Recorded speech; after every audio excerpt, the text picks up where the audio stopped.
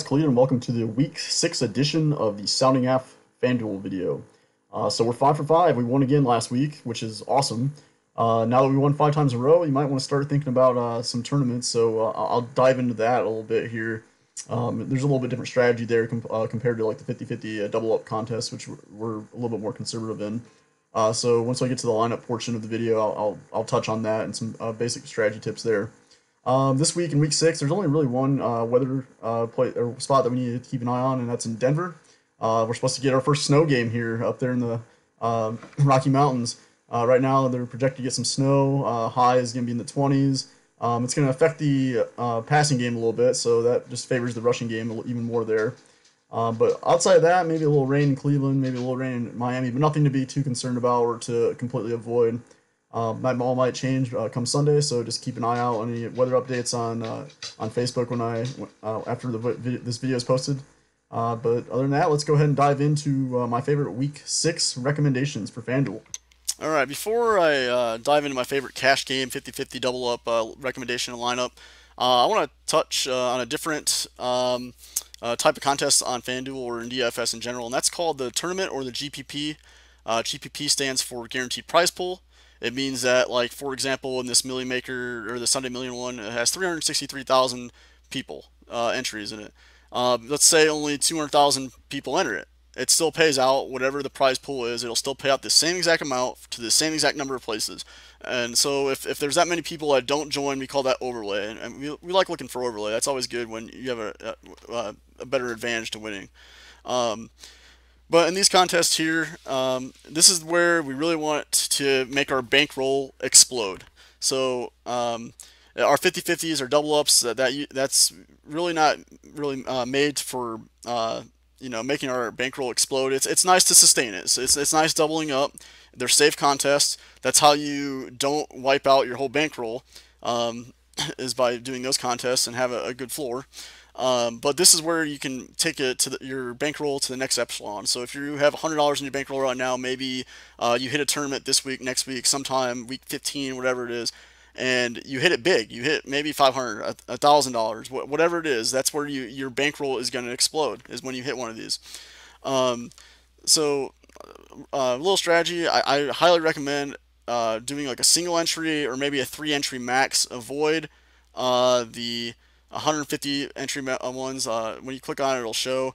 But an example of the 150 entry one, let's see here. You got the NFL Dive here. You have 208,000 entries for $1 per entry, but there's 150. You can enter up to 150 different times, and you can better believe it. There's going to be people out there that are going to enter 150, all of them, or all the lineups that they want there, or for up to 150. And if you're only throwing $1 in there on one entry, the chances of you doing any kind of damage on here is pretty slim. You might do really well and get $5 back, which 5x return is not bad, but that's not why you play this contest. You want to shoot for the moon, and you want to turn $1 into the winner, whatever it is, 100,000 in this one. I don't know, but it's really difficult to do that in this large of a field against that many entries if you're only doing one. So I highly recommend the single entry, or if you want to do a multi-entry one, I suggest one that maxes out at 3. I really like doing. I maxed this one out here, as you can see. I like doing the 3-entry max. Whether you're doing 1 entry or 3 entries, this one's not a bad contest to do, because if you're going up against only 3 entries, they don't have that much an advantage over you. I still like making multiple lineups or playing around with different lineups for tournaments, so I always try and max this one out for 3 entries for a total of $9. But basically, I think you just try and $5 or $10 this week. I wouldn't go more than that, or I wouldn't go more than, let's say, absolute most 20% of whatever you put in play. But I try and stick to 10 to 15%. One that's really good here is the $5 single entry spike. That's a good one probably to start out if you want to try out a tournament this week. So this one, $5. There's 29,762 possible entries. First place gets 12,000. 6,000 gets $10. Which, so if you finish in the top 20%, at worst you're gonna double up. But for this type of tournament, that's not really what you want. You want to try and get up here. I mean, ideally you want to get the top prize of 12,000. But I mean, I'd say for a tournament, anything, whatever you're happy with. I mean, 50, 75, 1,000. I mean, that's the goal, is to make your bankroll just take off and explode. And this is how you're going to do it, is in a tournament. The 50-50s are going to sustain it, but the tournament is going to make it take off. And you don't want to go too heavy on the tournaments because the chances of cashing are a lot less. So if you go heavy on the tournaments, the chances of you sustaining your bankroll are pretty slim. So that's just a general rule of thumb on contest entry and bankroll management. I'm going to talk a little bit about now strategy of making your lineup here. And here's I'm not going to give a tournament lineup. This is where I want you to kind of get your own creativity here. I'll throw out guys I like for tournaments, but I'm not going to build a tournament lineup. I'll still build the cash lineup when we get there, but I'm not going to build a tournament lineup for you. That's on you to use some of your own creativeness and try to have some fun with it. So the strategy is a little bit different here. So in our cash game 50-50s or double ups, we're looking for high floor guys. We're looking for guys that week in, week out are getting, two and a half times their salary, maybe with some more upside. But they're not gonna. They're more than likely they're not gonna flat out give you a goose egg or a dud performance.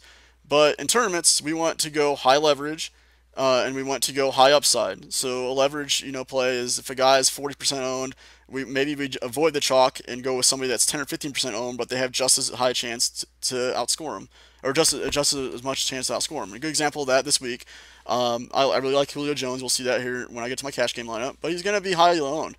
Right here, I have this little tool on from a website, and it projects him at 27%, which doesn't sound high, but that's kind of high for a wide receiver in a tournament.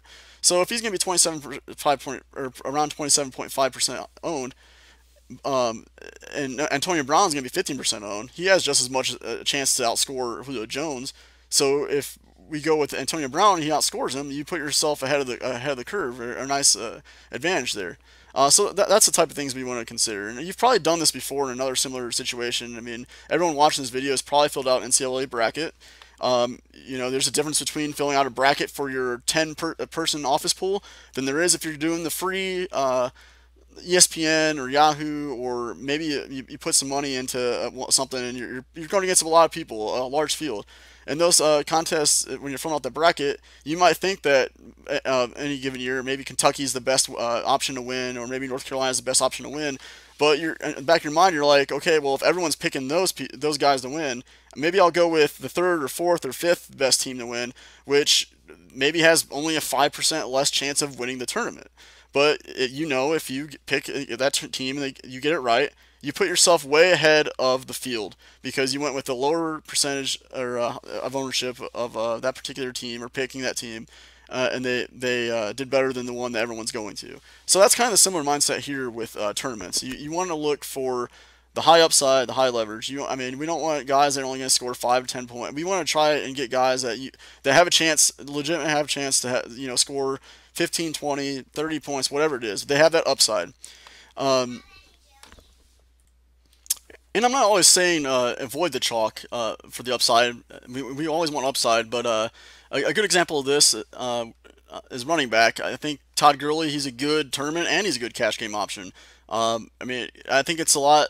You have to think about it a little bit less at running back than you do at wide receiver. I think wide receiver and tight end is where we really want to. In defense, I think is really where we really want to differentiate our lineup and try and avoid the chalk as much as we can, because those are the high variance positions. I mean, Julio Jones has a great spot this week against the Buccaneers, but maybe he doesn't do. Maybe he only goes for 150 yards, and maybe Antonio Brown goes for 120 and scores 2 touchdowns. Is very likely for a wide receiver.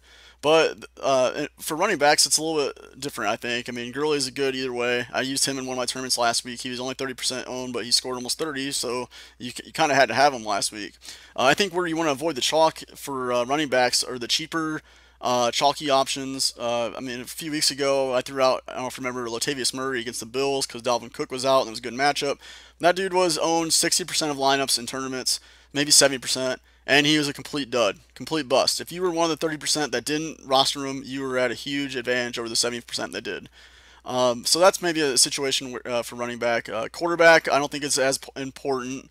I think it matters a little bit, but usually, or generally speaking, quarterback percentage ownership is a little bit more spread out because there's a lot of good options, and people like to differentiate lineups. They like if they're stacking, which I'll get to in a second. But for the most part, quarterbacks, it's a little bit more spread out. The last thing I want to touch on for GPPs and tournaments strategy is correlation play.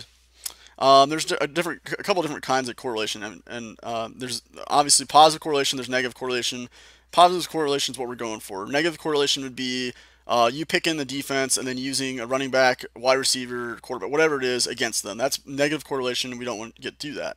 We want to look for positive correlation in GPPs. So positive correlation, good stacking. Maybe this week you like Matt Ryan a lot, and maybe we avoid the chalk and Julio Jones, but maybe you go Ridley or Hooper or Sanu instead. So that'd be a good stack and leverage play and a good correlation play because you're stacking your quarterback with the wide receiver or tight end. Another good correlation to build on that is maybe you bring it back that stack with somebody on the Buccaneers side. So maybe you don't go Mike Evans because he's gonna be popular, but maybe you go and Cameron Brate's gonna be popular, but maybe you go Deshaun Jackson or maybe you go Godwin instead. So that's another good correlation there. The last one I'll touch on is defense and running back. So if you're picking your running back or you like your running back because you think that that team is favored to win by a lot and later in the game they're going to go run heavy, then chances are their defense had to make a great play or came up pretty big in that game. So in tournaments, it's good to stack your defense with a running back sometimes. A good example of that, I think, this week is Dalvin Cook with the Minnesota defense. I know Minnesota hasn't been as good this year as it had been last year, but they're still solid. They're still decent. They're going against a bad defense or offense in the Cardinals. But Dalvin Cook, his first game back, he's going to be low owned. He has upside, as we saw last year. He was great until his ACL injury. He's been banged up this year. But he's risky. That's why I'm probably not going to consider him for tournaments. But for the upside, there's upside there. And with the Vikings defense, that might come up big as well against the Cardinals. So that's a good defense running back situation example correlation play. So that pretty much wraps up for the strategy on tournaments. I'm gonna get back to finally go to the cash game 50-50 strategy here. So let me pick out one here. Go ahead and do this $5 one here. Alright, so on to my favorite cash game plays, 50-50s here. Start just like usual. We'll start off at quarterback position. We have Ben Roethlisberger, Cam Newton here at the top. I'm not really liking either of those for cash games. Ben Roethlisberger, as I talked about in previous videos, he usually struggles a little bit on the road, especially in division on the road. He just hasn't been as great as he is at home. Cam Newton, maybe for tournaments, he might be a good option because he always has the ability to run. He always seems to, or a lot of times he can have the potential for a big game, so he's not a bad tournament option. But for cash games, I'm probably not going to use him on the road at Washington. First guy I want to talk about is Matt Ryan, $8,300 at home against Buccaneers. So he doesnent have severe home away splits over his career, but this year he's been a lot better in small sample size at home than he has been on his two road games. Perfect example, last week he was on the road at Pittsburgh, and Pittsburgh's defense is pretty bad, and he didn't really do that great. But he's been great at home against against the Bengals, against the Saints, and against the Panthers. So at home, I like him a lot this week. The Buccaneers have been awful on defense. Their secondary has been atrocious. They made my guy Mitch Trubisky a couple weeks ago look like a Hall of Famer. That was easily his best game, and I was joking around with somebody on Facebook saying Mitch Trubisky probably had his last game against the Buccaneers was probably better than any two of his games up to this point in his career combined. But that's it just showed how bad the Tampa Bay Buccaneers defense is, and so I really want to pick apart that defense. And also the Falcons have the highest projected team total on the slate at 30.25 right now. So that's all another reason why we want to maybe target Ryan or that offense. Another guy I like a lot this week is Andy Dalton at home against Pittsburgh. He had a down week last week, but he's thrown at least 2 touchdown passes in every other game besides the one last week. Bengals are tied with the Buccaneers for the 3rd highest projected team total on the slate, and this game has the 2nd highest game total, so I think it's going to shoot out here. There has potential for shootout for sure. And the Steelers have been bad against the pass this season, tied for first in passing touchdowns allowed. So he's not a bad option here at $7,500. The guy I'm plugging in though this week is right below him, Jameis Winston at $7,400 at Atlanta. So it looks like the Fitzmagic era is officially over in Tampa. Fitzpatrick was pulled at halftime in Week 4 against the Bears, and honestly, it wasn't really his fault. I think. The Bears' defense is just pretty good, and he wasn't getting anything moving. But I really don't blame him. But I do think Winston's more talented. But at the time, I don't know if I agreed with that decision. Um, but anyways, this week he was named Winston's named the starter for Week 6 against the Falcons, and he has a great matchup as well. The Falcons are plagued with injuries on the defensive side. They're missing their starting linebacker, who's been really good for them the last couple of years. That's Deion Jones. They lost him in Week 1 against the Eagles. They lost two safeties, Ricardo Allen. They lost to their other safety. I can't remember for whatever reason. I can't remember his name, but they lost both their starting safeties coming into the season. And also, defensive tackle Grady Jarrett is also expected to be out this week. So they're missing a lot on the defensive side of the ball, and it's really shown in the last 3 weeks. Uh, week 2, they allowed 335 passing yards, 3 touchdowns to Cam Newton. The following week, they allowed 396 passing yards, 4 touchdowns to Breeze. Uh, and then, sorry, I got those mixed up. Over the last couple of weeks, and then they also allowed 337 yards, 3 touchdowns to Andy Dalton a couple of weeks ago. So they've been really bad, and they've been allowing a lot of touchdowns, a lot of yards through the air. And I think Winston's in a good spot here. He's a little raw. I mean, he's still a little raw. I mean, this is third or fourth year in the NFL. He was prone to some mistakes, but man, this defense is awful for the Falcons. So I think he at least gets us a good floor.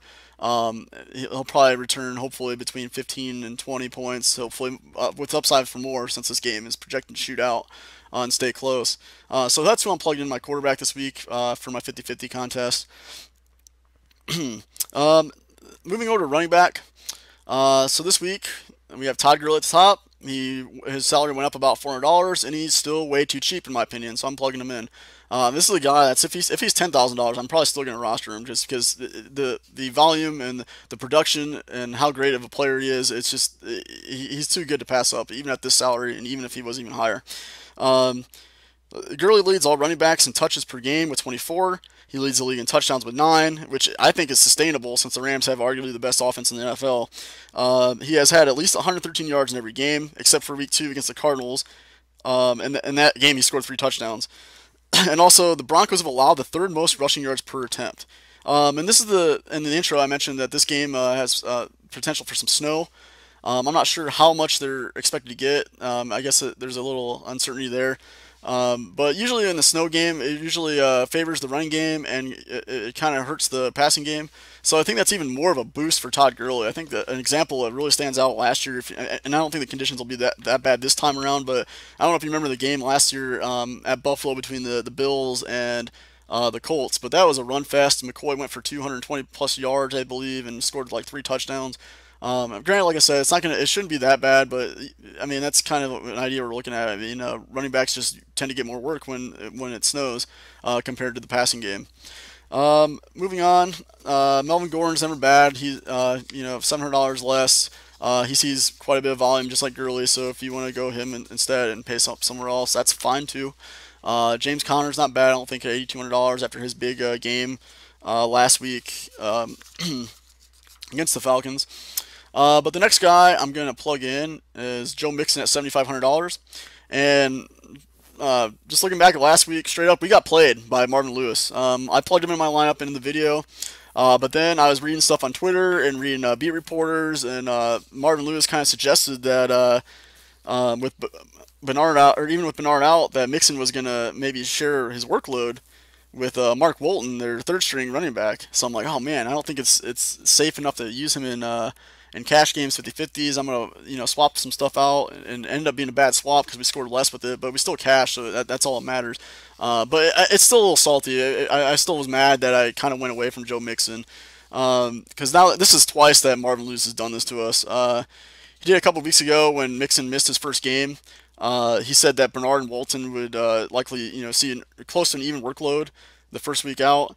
And so at this point, to quote the talk show host Maury, the lie detector test determined that was a lie. I'm not being fooled this time around. I'm going full steam ahead with Mixon. It's a great match. The Steelers have been good against the run on defense, but with how high scoring this game is and how high paced this is, both the Steelers and the Bengals, they're at 4th and 5th most plays per game this season.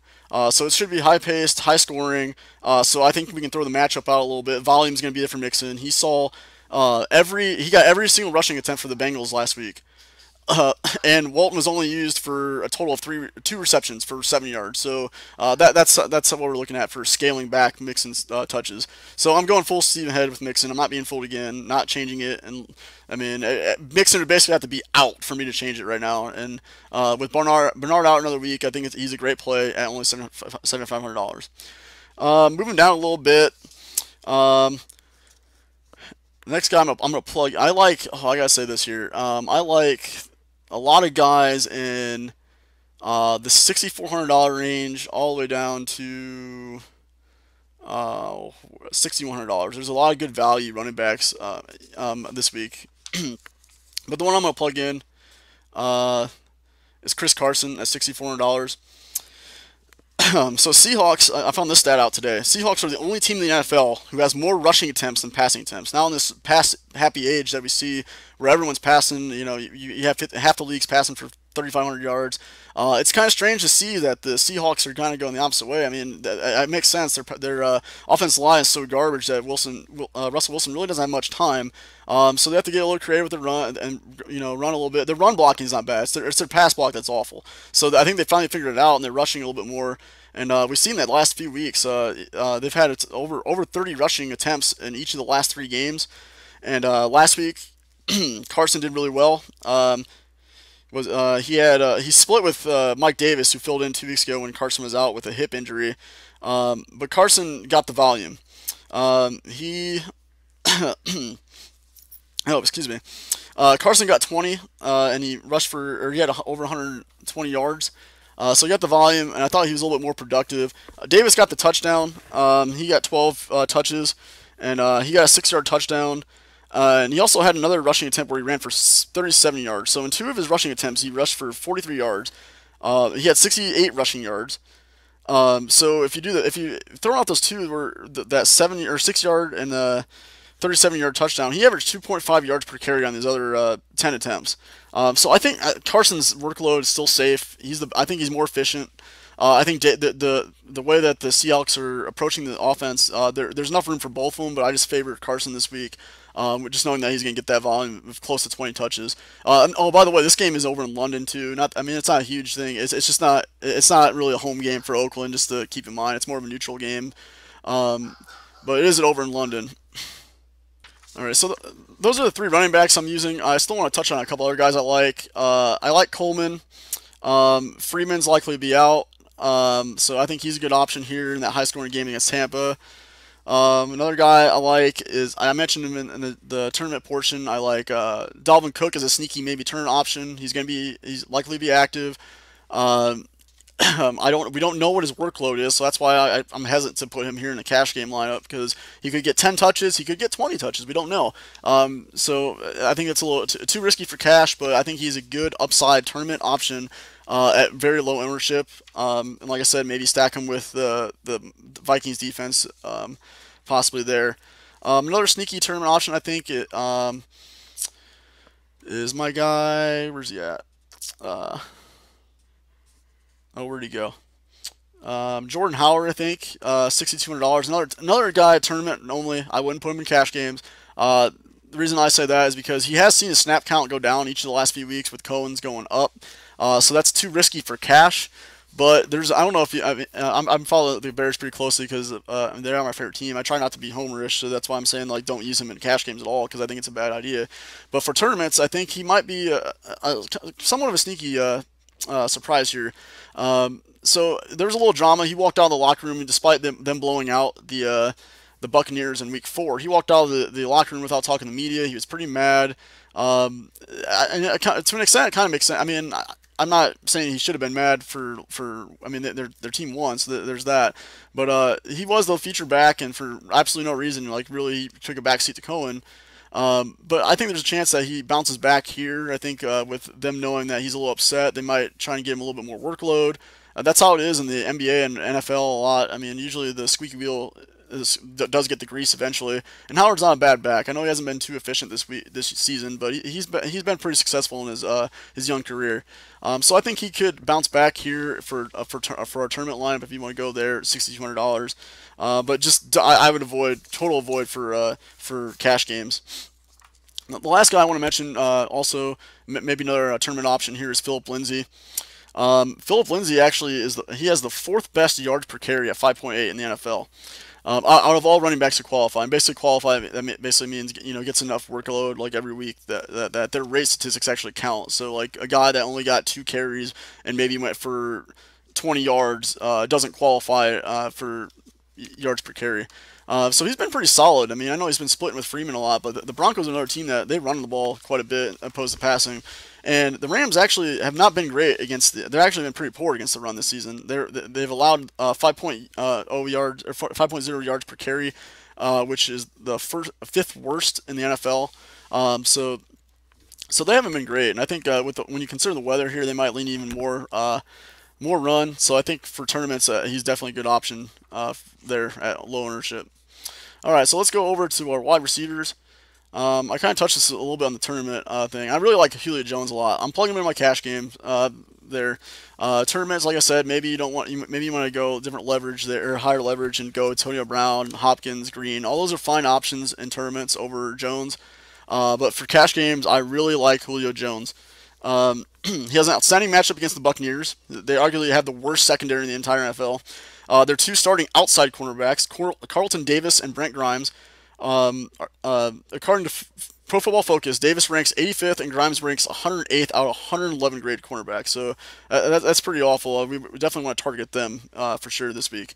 And also, the Buccaneers really can't afford to provide any extra attention to Jones now, since that the Falcons finally have a talented number 2 receiver in Calvin Ridley. And I believe Julio Jones is due for some positive touchdown regression. He's got 0 so far through the first 5 games, despite leading the Falcons in targets, receptions, and yards, all by a pretty large margin. And also, a fun fact, dating back to Jones's rookie season, there's only been one game against the Buccaneers at home in which he has not scored a touchdown, and you have to go all the way back to 2012 and his second year in the NFL to find that game. So I think there's a good chance that he scores a touchdown here. I don't think they're containing him at all. But like I said, for cash games, I think he's a pretty good lock for me. For tournaments, you might want to go the other way. I'm not saying for tournaments don't use him at all. You could still probably use him at higher ownership, but you just got to get a little bit more creative somewhere else if you're going to go that route. So that's where I'm at in Julio Jones. Definitely cash games, maybe for GPPs, tournaments. Adam Thielen's a good option. I got to throw his name out there. He is Thielen has 66 targets, which only trails Ertz by 2 and Beckham by 3 for the NFL lead, and both those guys played on Thursday night. Thielen only trails Ertz by 1 for the most receptions in the NFL, and also Thielen only trails Hopkins for receiving yards. So he's been having a great season up to this point through 5 games. Actually, I did see a stat a couple of days or last week. I think actually after he eclipsed 100 yards, he's the only wide receiver in NFL history to start off the season with 5 straight 100-plus yard games. So he's definitely a good option, I think, here to consider. Even despite the Vikings being huge favorites in Vegas, I think Thielen does enough damage against the Cardinals before the Vikings kind of get out to that huge lead and just fall back on the run. Another guy that's pretty solid this week is Mike Evans. Like I said, that game's high scoring. The Falcons' defense is banged up. But out of the two, Jones or Evans, I prefer Jones a little bit more for cash games. If we go down a little bit more, Landry's a good option, I think. $6,900. The results really haven't quite been there yet for him with Mayfield at quarterback, but Landry does continue to be heavily targeted by the young quarterback. He's got 10 in each of the last 2 games, or each of the 2 games that Mayfield has started. So I think I think their chemistry only gets a little bit better here in Game 3, and the Chargers aren't too great. Their slot corner, Desmond King, the second, is only average at best out of the slot there. Another guy, I mentioned Calvin Ridley a little bit in the tournament, maybe a tournament pivot. I don't think he's a bad cash game either if you want to go there instead of Jones, maybe go a little bit more balanced somewhere else. But he's a good option nonetheless too. He's got a good matchup as well. Tyler Boyd is another good one at $6,300. Through first 5 games, he actually has the same number of targets as AJ Green, so that's a pretty good stat there, and he's a lot cheaper too as well. And he only has 4 less receptions and only has 16 less yards. So outside of a couple touchdown advantage by Green, Boyd's been pretty solid and has been right up there with Green at a fraction of the cost. So he's not a bad option as well. The next two guys I'll talk about are going to be the guys I plug in. I'm going the cheap route here. First one's going to be Quincy Enua. Wow, I have a little struggle there. Enua. He had a really disappointing game last week against the Broncos. He had actually he got a zero, big fat zero.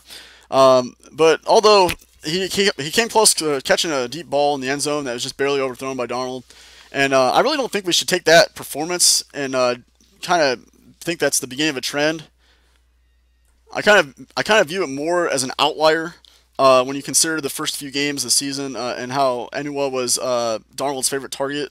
There's a couple of factors that kind of factored in last week. He was dealing with a hand injury, so that might affect him a little bit. And it wasn't deemed too serious, so maybe it was like hopefully it was a 1 week thing. He could heal up a little bit this week. Alt two, he had a pretty difficult matchup against the Broncos slot corner Chris Harris. Actually ranks the sixth highest graded cornerback in Pro Football Focus, their cornerback rankings. And also, the last thing kind of worked against them is the fact that the Jets quickly got out to a giant lead on a couple of huge plays by Crowell and Robbie Anderson. And I think that caused them to shift to a run-heavy game plan once they got out to that big lead. So there are a couple things. And then, despite the monster performance by Anderson, he had a really big game last week.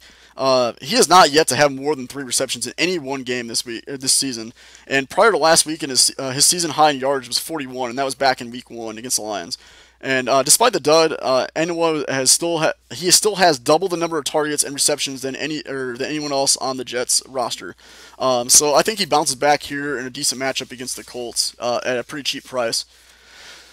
The last guy we need to plug in here at wide receiver, a little bit down here, is going to be Chester Rogers at $5,700. So Rodgers has absorbed most of the targets while Hilton's been out last week, and he exited 2 weeks ago against the Texans a little bit early. But last week, without Hilton at all, he had 11 targets against the Patriots, and I think he's a pretty. I mean, they said that Hilton is going to be out, and also Doyle is going to be out, so I think that helps Rodgers' target share there a little bit. He should line up majority of the time across the Jets slot corner Buster Skrine, who is Pro Football Focus's 95th ranked cornerback. So I think he's in a good spot to give us a good floor for cash games. I don't know how big his upside is because I don't. I mean, the Colts offense hasn't looked nearly as good as before Luck's injury a couple years ago. He hasn't been terrible, but you can just tell his arms just not there right now, or rather, just not 100%. So he's the last receiver there. Now we're gonna flip over to tight end here. And there's not a ton of tight ends I really like this week. It's kind of usual. I like to limit the number of tight ends I have exposure to. The first guy I'm going to talk about here is at the top. Eric Ebron is actually the highest priced tight end without Kelsey, without Gronk, without Ertz on the slate. Ebron had a huge Week 5 last Thursday night with 105 yards, 15 targets, 9 receptions, and 2 touchdowns. Without Doyle there, he's a lock for probably 10 targets at least every game until Doyle returns. So he has a pretty good floor for sure. I don't know if he has much upside priced in here at this price here. So I'd probably restrict him just to cash games and just probably leave him out for tournament consideration. I think both Jordan Reed and I think Greg Olson's interesting for tournaments only. Olson's coming back from his foot injury. His price has dropped quite a bit. I mean, we don't know how much he's going to play, so that's why I can't really throw him out there for cash games. But for tournaments, he does have some upside. He's a really good receiving tight end. So if he plays the entire game and doesn't have a setback, then he could easily get maybe 2x, 2 or 3x his salary. But on the flip side of that, for the reason why he's not a cash game is he could go out there, give it a try, and five snaps in the game, he's done, and then you're done also in your cash game as well. So I don't really like him for cash games, but tournaments okay. Same with Burton. I'd probably plug him in for tournament. He's just not getting enough targets, I don't think. So I mean, he has upside because he had a couple of big plays against the Buccaneers. He had I think 2 or 3 receptions only, but like 2 of them were pretty big gains, and he got a touchdown as well. Hooper I think is decent in that high scoring game. Njoku is not bad. He's been one of Mayfield's favorite targets. But I'm really focused on Ebron cash games, and then also the guy I'm gonna focus or throw in here. A cheap $4,500 is Cameron Brate.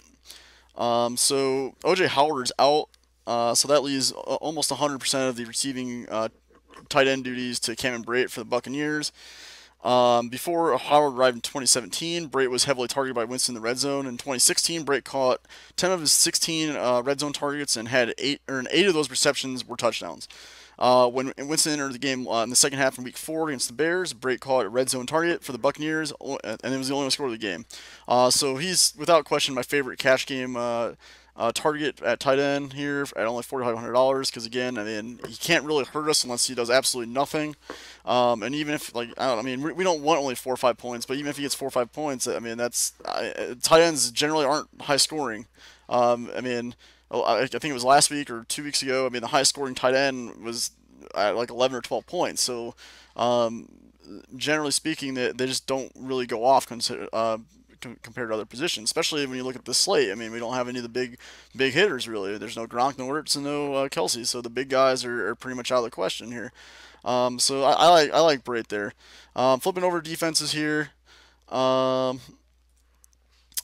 so the Rams are at the top. I don't think Jacksonville is bad at 4,700. Actually, they're really good at Dallas. I think. I mean, Jacksonville's still the best defense. But I mean, I think I like the Texans better with their matchup at home against Buffalo. The Titans D kind of failed us last week against Buffalo, but this week the Bills traveled to Houston, and the Texans are honestly a better defense than the Titans. And also, the last time Allen went on the road, he played a much worse Packers defense, and the Packers defense had an absolute field day with him at Lambeau Field. So I really like the Texans. I'm really torn between them and my Bears. I promise you, I'm not homerish on this. I mean, the Bears are, without question, I think the best defense right now in the NFL after the Khalil Mack trade. Um, in fact, I mean, since Oakland traded Mack has only one less sack, one less fumble recovery, and one more forced fumble than the entire Oakland Raiders defense. And the Raiders have actually played one more game than the Bears, so that's kind of funny. Bears have allowed the third fewest yards per play. They have the highest sack percentage, and they also have the fifth most takeaways in the NFL. It looks like the old monsters of Midway are certainly back, and they have a decent matchup against the Dolphins, who haven't been spectacular on offense this year. So I'm actually going to go with them. If you feel I'm homerish with this, that's fine. You go with the Texans. You have enough money there. You have enough over salary. You can go with Jacksonville. Either way, I just like the Bears as long as Khalil Mack is there. He's healthy. I think. I mean, they're primed for a decent game, and really, they have been probably the most consistent defense when you look at their game log. I mean, they've scored double-digit points every week. They haven't scored less than 13. They haven't scored more than 17. So I mean, they probably I don't know. Oh, that was a Monday night game, so they were on the main slate. But I mean, they're consistently right there. I mean, they don't put up the duds. I mean, the Texans had a kind of a bad game. What was it against? I mean, they didn't do great against Tennessee. Tennessee's not a great offense. The Giants have not been great really this year, and they've only had double digits once against the Colts. So I mean, you can go either way. Texans at home against the Bills, Bears. I mean, I talked about the Vikings a little bit, and then Jacksonville. So all those are in play. If you want a cheap defense, my cheap option, kind of a punt option of the week, or it would be surprisingly the Browns at $3,200 at home against the Chargers. I know the Chargers have a decent offense, but the Browns have really held their own, especially at home this season. They actually lead the league in takeaways, and they're also in the top 10 for the fewest yards allowed per play. So that's pretty good metrics there at home. And at only $3,200, they really can't kill you unless the Chargers absolutely just go crazy and cause them to get a zero or negative or something. So I don't mind them at $3,200 if you really want to go cheap. But that's what I'm looking at from a cash game here. I'm pretty confident in this again. If you have any questions, again, reach out to me on Twitter at Kaz_Kalita.